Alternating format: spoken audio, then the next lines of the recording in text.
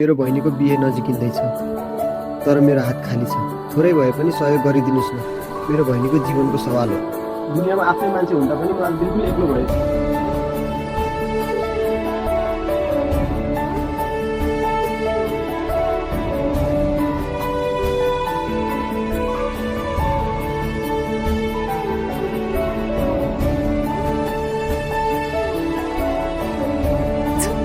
म गरिब हुन सक्छु, तर हार मान्ने दाइ होइन।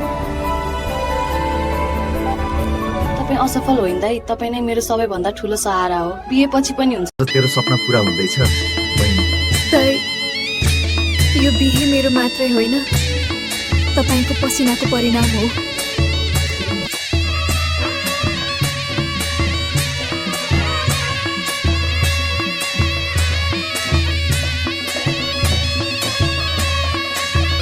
आशेको हेर्नु हो दाइ, तपाईँ नभएको भए म यहाँसम्म आइपुग्दिनँ। गरिबीले मलाई रोक्न सकेन।